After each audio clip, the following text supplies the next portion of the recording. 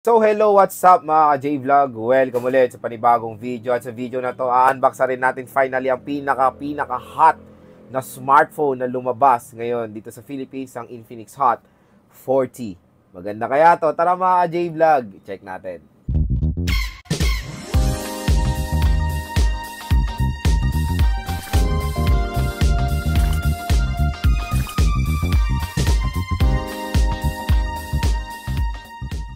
So ayan mga ka-J-Vlog, ang Infinix Hot 40 lumabas na dito sa Philippines at syempre meron na tayo at kakarating lang nito. In-order ko to sa official store ni Infinix sa Shopee dahil napakalupit ng sale na ino-offer nila sa launch date. Nabili ko lang to sa halagang 4,500 kasama kasi voucher, pero binibenta nila to sa Shopee ng 4,700 pesos ata. Pero ang SRP talaga ng Infinix Hot 40 is 6,499 pesos.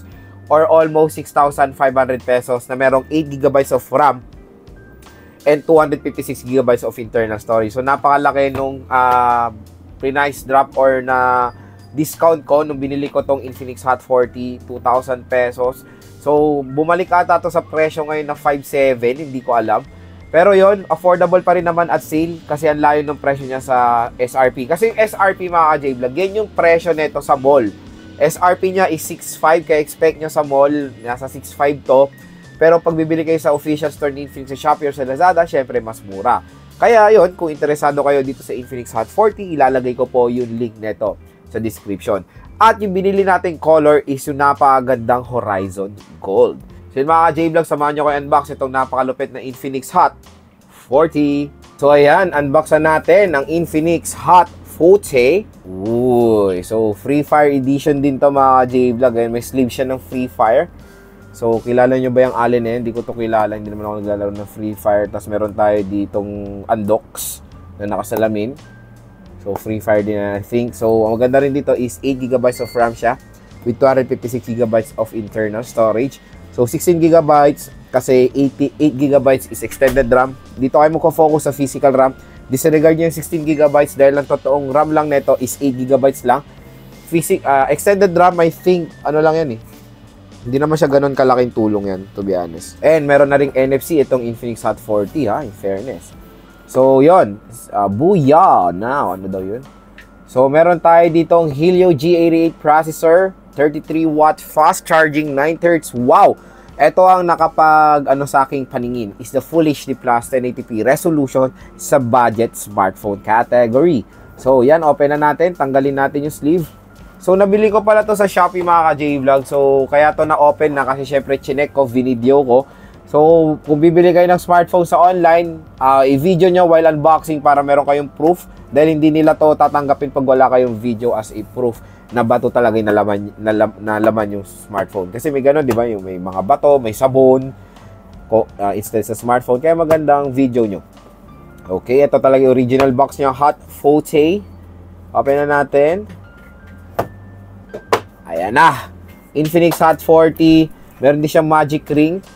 And yung color gold yung ating napili. Tingnan natin yung content ng box, kung sino ba mga present. Nandito si Baby SIM eject tool. Meron tayong warranty card. And of course, si Marin Jelly Case. Ayan, Marin Jelly Case. Uy, medyo ay, wow! Ang ganda naman ni Marin Jelly Case. May design. Booyah now. Booyah now. Ayan. Free Fire edition kasi to. So, ang ganda ni Marin Jelly Case, ha? Umuhuyo kayo kay Marin Jelly Case ngayon. Meron tayo dito. Ay! Nasa si paring earphone. May lalagyanan si paring earphone pero wala si paring earphone. Absent. Kaka New Year lang, paring earphone, wala ka na naman. So, nandito yung ating Type-C cable and of course, yung ating fast charging brick. Ang maganda rin dito mga ka-J-Vlog is 33W fast charging brick na included sa budget smartphone. Grabe! Kakaiba talaga tong Infinix. So, ito na yung smartphone. Alisin na natin yung sleeve niya. So, tingnan natin mga ka-J-Vlog yung color na itong Infinix Hot 40 in Horizon Gold. So, ayan na. In 3, 2, 1. Tada! Uy, very premium looking. Hindi nyo akalain na isang budget smartphone lang itong Infinix Hot 40 mga ka-J-Vlog. Ang ganda. Very sleek. Very premium. Ang ganda oh. Tignan nyo, ito yung Horizon Gold. Diba? Para ka nang galing Saudi. Oh, di ba? Saudi gold. Ganda nung gold na to be honest. Tingnan nyo naman yung camera, rear camera niya, laki ng camera module, di ba? 50 megapixel, very premium. Talaga tong Infinix Hot 40 to be honest, walang halong biro yan. Glossy yung side niya na mukha siyang tawag doon, stainless steel. Di ba? Mukha siyang stainless steel, pero hindi stainless steel, plastic lang yan. So parang niresemble sila to sa iPhone 14 Pro Max, mga ganyang itsura. Di ba? Mukha siyang iPhone 14 Pro Max. So yan, ang ganda. Matte finish, glossy side, box type, lightweight. Ano pa ba masasabi natin kundi napakaganda. Perfect 10 ang design ng Infinix Hot 40. So ayan, yung kanyang power button / fingerprint scanner and yung volume rocker. Ang maganda pa dito, dual stereo speakers. Grabe ka talaga, Infinix. Ano ba? Ang daming magandang specs nitong Hot 40, ha? Meron tayo ditong SIM tray. So, tingnan natin itong SIM tray kung hybrid ba to or hindi. Ayan. So, hindi siya hybrid SIM card slot, meaning pwede siya lagyan ng dalawang nano SIM at isang micro SD card na sabay. Sa baba naman ng smartphone is the 3.5mm headphone jack, microphone, USB Type-C port, and yung speaker grills. So, open na natin for the first time si Infinix Hot 40. At syempre, meron na siyang pre-installed na screen protector out of the box. So, yan. Infinix powered by Android. Kabit natin si Maring Jelly Case. Ganda ni Maring Jelly Case, ha? Uy, oh. Diba? Panis. Kuya now. So, nawala nga lang yung pagka-goldiness niya. So, bilan nyo itong transparent, mas maganda kasi para mas ma-expose yung pagka-gold ng Infinix Hot 40. So, ayan, nag-open na. Setup na natin. So, ayan, na-open na natin si Infinix Hot 40. So, ito yung itsura ng wallpaper. So, ito yung wallpaper niya. Free Fire Edition nga siya ng Garena. So, ayan siya. Tingnan natin yung neto, specs or yung my phone niya. So, sa my phone, maganda rin dito is 256GB, Full HD Plus 1080p pa, resolution mataas. 8GB of RAM pa siya. Mataas din ang storage. Tingnan natin yung natirang storage out of the box kung ilan na lang yung natira. Taas ang storage nito, 256 na. So, 25.59GB na nagamit. Total of 256GB. Yung system storage is 22.90GB. So, malaki pa. Ang available storage, marami pa kayo malalagay dito sa smartphone na to. And yung refresh rate niya, I think, 90Hz. Tingnan natin. Yung refresh rate is up to 90Hz screen refresh rate for smoother animation naman tayo dito sa Infinix Hot 40. Ayun, smooth. Si Infinix Hot 40 ay meron dual rear camera. Yung main camera niya is merong 50 megapixels at yung front camera niya is meron 32 megapixel at capable ng Full HD 1080p video recording. Sa screen naman, si Infinix Hot 40 ay merong 6.78 inches IPS LCD display na may resolution na Full HD Plus 1080 by 2460 pixels na meron 396 pixels per inch. Support niya ang 9Hz screen refresh rate at naka-punch hole display siya. So, naman out of the box, saka Android 13 siya with XOS 13.5. Sa chipset, meron siya MediaTek Helio G88 na octa-core CPU. Meron siyang GPU na Mali G52MC2. Meron siyang 8GB of RAM and 256GB of internal storage. At pagdating sa battery, meron tayong 5,000 mAh non-removable battery na support ang 33W fast charging. And mga ka-J-Vlog, next naman, gusto ko share sa inyo yung first impressions ko. Siyempre, dito sa napakalupit na Infinix Hot 40. Napakaganda na itong smartphone na to be honest. Mukha siyang premium or mukha siyang mid-range smartphone talaga sa aking paningin. So, number 1 sa display na itong smartphone na to. Napakalaki ng display niya and Free Fire Edition to. So, meron tayong mga exclusive wallpaper ng Free Fire. Napakalaki ng display, 6.7 inches siya mga ka-J-Vlog. Basic naman na HD Plus 720p. Okay lang sa akin yan. Malaki naman yung ma-offer niya screen size and very snappy yung kanyang refresh rate dahil 9Hz na siya. So, yon.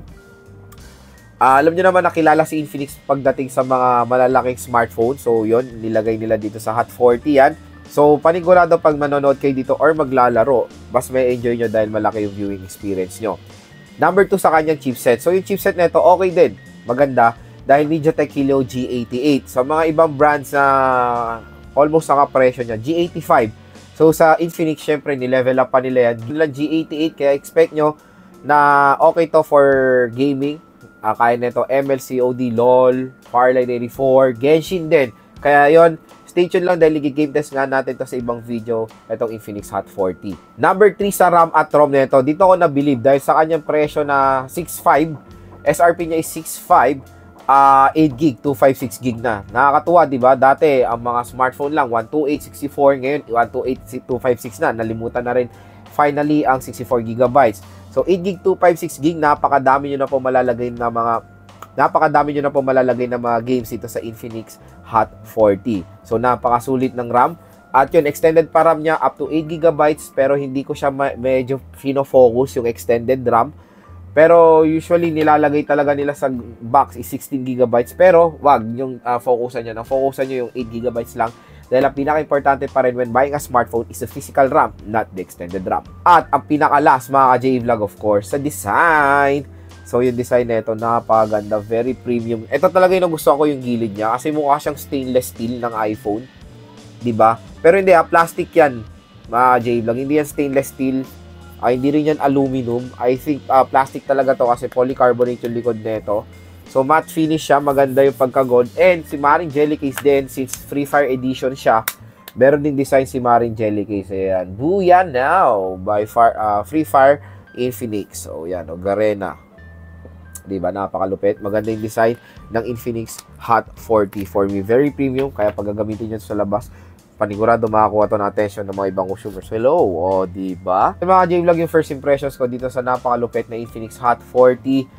Grabe, ang mura na lang nito sa Shopee, kaya kung interesado kayo dito, wag na kayo mag-alangan. Bumili na kayo nito dahil ako nung nakita ko to, in-unbox ko to for the first time, sobra akong na-attract, especially sa design nito smartphone na to. And syempre, very snappy rin siya, salamat sa kanyang chipset. At kung interesado kayo dito, ayan mga ka-J-Vlog, ilalagay ko po yung link nito sa description.